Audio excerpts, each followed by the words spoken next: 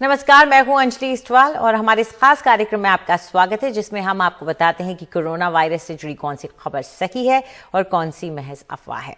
आज हम चर्चा करने वाले हैं आने वाले त्योहारों के वक्त के बारे में। दरअसल त्योहारों के दौरान हमने देखा है कि कई बार कोरोना के मामले बढ़े हैं। पहले भी ये देखा गया और सिर्फ हमारे देश में ही नहीं, पूरी दुनिया में देखा गया है। अब कोरोना के दौरान जो पाबंदियां हैं उसमें थोड़ी ढील दी जा रही है अलग अलग जगहों पे त्योहार के मौसम को देखते हुए। तो क्या इन ढील से संक्रमण का खतरा बढ़ सकता है, जैसा कि हमने पहले कुंभ के बाद देखा था या केरल में बकरीद के बाद देखा था?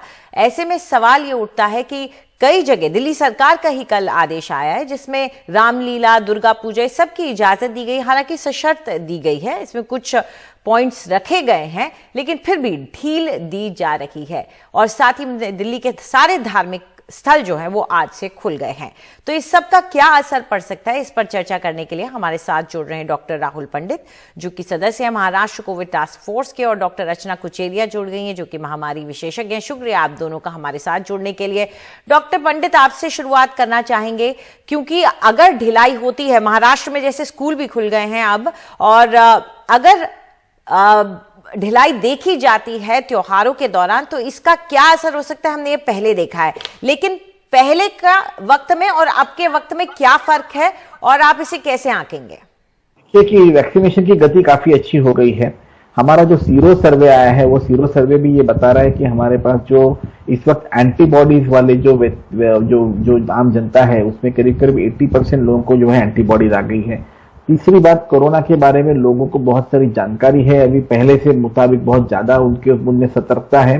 तो अगर हम ये जो धार्मिक स्थल है, त्योहार है, इनके लिए स्कूल है, इनके लिए थोड़ी थोड़ी सहूलतें खोल रहे हैं, तो ये जान के खोल रहे हैं कि लोग जो है अपने आप को रिस्पॉन्सिबली बिहेव करेंगे, वो नियम बनाए गए हैं उसके अंतर्गत वो लोग काम करेंगे और उसके अंतर्गत जो है वो दर्शन देंगे या जो त्योहार है वो मनाएंगे। स्वाभाविक है कि अगर रूल्स ले जाएंगे तो संक्रमण का डर है, तो यही अपेक्षा है कि लोग उसके अंदर दायरे में रह के काम। जी बिल्कुल, और जो कोविड प्रोटोकॉल है वो बहुत अहम हो जाता है ऐसे में। डॉक्टर कुचेरिया, आपसे जानना चाहेंगे, आपका इस पर नजरिया क्या है? अंजलि जी, धन्यवाद एनडीटीवी पे फिर एक बार बुलाने के लिए। तो मैं इसको दो सिंपल तरीके से बताना चाहूंगी कि पब्लिक की क्या इसमें उनका क्या रिस्पॉन्सिबिलिटी बनती है, उनकी क्या ड्यूटी बनती है। तो हल्की हल्की ढिलाई सब जगह थोड़ी बहुत दी जा रही है, कुछ लोग अपने आप भी ले रहे हैं। तो दो चीजें करनी है, एक तो अपने स्तर पे, इंडिविजुअल स्तर पे आपने जो, आपको अब तो पता ही है, 1.5 साल से मास्क का पहनना, बाहर ज्यादा सेफ है, अंदर से हाथ धोते रहना, अगर तबीयत ठीक नहीं है तो बाहर नहीं निकलना, ये अपने निजी तौर के काम तो करने ही हैं ताकि आपको इन्फेक्शन ना हो, आप अपने परिवार को इन्फेक्शन ना दें। और उसके बाद आती है सोसाइटी और फिर सिटी और देश। तो पहला अपना सुरक्षा, ताकि आपकी परिवार की और आसपास के लोगों की सुरक्षा रहे। दूसरी चीज, एक सतर्क आपको सिटीजन बन के रहना है, नागरिक बन के रहना है। तो सरकार का तो डेटा आता ही है रोजाना कि कितने केसेस है, कहाँ कहाँ बढ़ रहे हैं, और देश भर में अलग अलग जगह हैं। कुछ हॉटस्पॉट्स अभी भी हैं, जैसा कि हमें मालूम है, मिजोरम है, केरल में भी थोड़ी धीमापन आया, बट है हॉटस्पॉट्स। तो आप अपने इलाके का ध्यान रखिए, क्या आपके केस नंबर्स हैं, क्या वो बढ़ रहे हैं। और यहाँ पे मैं ये भी कहना चाहूंगी कि जो हमारे सार्वजनिक हेल्थ के, पब्लिक हेल्थ के जो वरिष्ठ अधिकारी हैं, चाहे वो सरकार में हो चाहे वो प्राइवेट में हो, ये डेटा बहुत आसानी से, बहुत सिंपल तरीके से पब्लिक को उपलब्ध होना चाहिए। रोजाना कि कितने केसेस मिल रहे हैं, कितनी पॉजिटिविटी आ रही है, कितने लोग अस्पताल जा रहे हैं, ताकि ये जो डेटा है लोग अंधेपन में ना घूमें, इसे लोग डेटा को समझ सकें।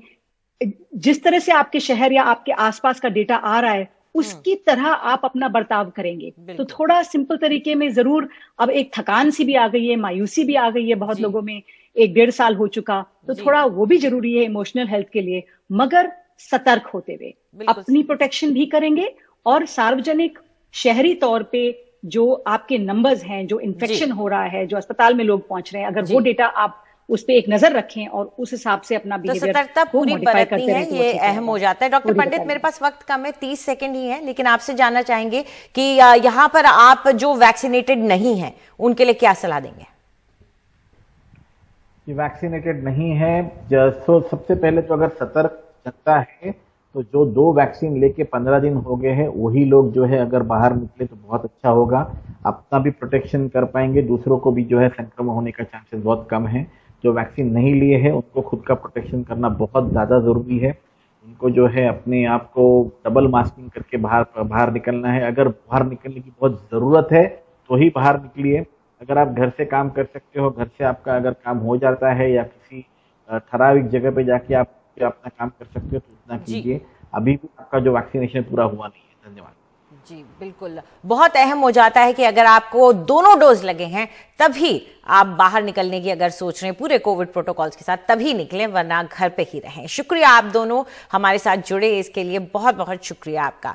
तो त्योहार के मौसम की तैयारी आप भी करें, लेकिन कोविड प्रोटोकॉल्स के साथ। अभी एक छोटा सा ब्रेक लेंगे, ब्रेक के बाद आपको बताएंगे कि किस तरह से महाराष्ट्र में निजी अस्पतालों ने पेशेंट्स को ओवरचार्ज किया है और करीब 56% लोग ये मानते हैं कि उन्हें ओवरचार्ज किया गया है। फिलहाल एक ब्रेक।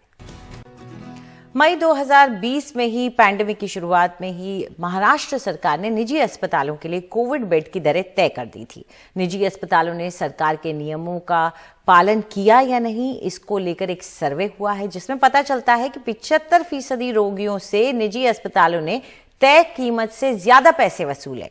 वहीं 56% परिवारों को अस्पतालों के बिल भुगतान के लिए कर्ज लेना पड़ा है। पहली लहर के दौरान मई में जब कोविड चरम पर था, तब महाराष्ट्र सरकार ने सभी निजी अस्पतालों में कोविड बेड की फीस तय कर दी थी। बावजूद इसके ये सर्वे कहता है कि 75% रोगियों और उनके परिवारों ने निजी अस्पतालों ने तय दरों से ज्यादा लिया। जन आरोग्य अभियान और कोरोना एकल महिला पुनर्वसन समिति ने साथ मिलकर महाराष्ट्र के 34 जिलों में 2589 कोविड रोगियों और उनके परिवारों का सर्वे किया। इनमें से 95.4% रोगियों ने निजी अस्पतालों में इलाज कराया था, जबकि 4.6% का इलाज सरकारी अस्पताल में हुआ। वेंटिलेटर बेड के किराए की सीमा 9000 रोज थी। आईसीयू बेड की सीमा 7500 प्रतिदिन और आइसोलेशन बेड की सीमा 4000 तय की गई थी। लेकिन 75% लोगों से निजी अस्पतालों ने ज्यादा वसूला। सर्वे में पाया गया कि निजी अस्पताल में इलाज कराने वाले हर मरीज से औसतन 1,55,934 रूपए अधिक वसूले गए। जिन पर सर्वे हुआ उन कुल रोगियों में से 1059 महिलाओं ने अपने पति को कोविड के कारण खो दिया था, जिनमें से 73% महिलाओं से अधिक शुल्क निजी अस्पतालों ने लिया। सर्वे में उन दवाओं का भी अध्ययन किया गया जिन्हें परिवारों को बाहर से खरीदने के लिए कहा गया था। सरकारी अस्पतालों में परिवारों ने बाहर से दवाओं पर औसतन 17,000 रूपए खर्च किए, जबकि निजी अस्पताल में दवा पर औसत खर्च लगभग 90,000 था। आधे से अधिक 56% मामलों में परिवारों को अस्पताल के बिलों का भुगतान करने के लिए किसी न किसी रूप में कर्ज लेना पड़ा। इस सर्वे में हमने पाया कि 75% मरीज ऐसे थे जिनको प्रतिदिन 10,000 रुपए से ज्यादा भरने पड़े, जो कि बहुत ज्यादा है। और जो औसत है प्रतिदिन खर्च का इस पूरे सैंपल में वो 21,215 रुपए है, जो कि आईसीयू केयर के जो मैक्सिमम जो रेट्स हैं उससे भी 3 गुना ज्यादा है। तो इतनी बड़ी संख्या में लोगों को प्राइवेट अस्पतालों में ओवरचार्ज किया गया। इसमें हर मरीज को औसत 1,56,000 रुपए ज्यादा देने पड़े प्राइवेट अस्पतालों को, जो रेट के हिसाब से तय था उसके मुकाबले। तो इतने बड़ी मात्रा में ओवरचार्जिंग पूरे महाराष्ट्र में हुई है और भी बहुत सारे ऐसे मरीज हैं। इन सब के सब मरीजों को जो ज्यादा मात्रा में पैसे लिए हैं प्राइवेट अस्पतालों ने, उनको वापस कराने के लिए महाराष्ट्र सरकार को तुरंत कदम उठाने चाहिए, इनका ऑडिट करना चाहिए। अब राज्य सरकार से एक विस्तृत ऑडिट करने और मरीजों को ली गई अधिक राशि वापस करने की मांग उठ रही है। मुंबई से पूजा भारद्वाज, एनडीटीवी इंडिया। हमारे आज के कार्यक्रम में इतना ही। जाते जाते आपको याद दिला दें कि अपनी वैक्सीन की दोनों डोज लें और वैक्सीन के बाद भी मास्क जरूर लगाएं। नमस्कार।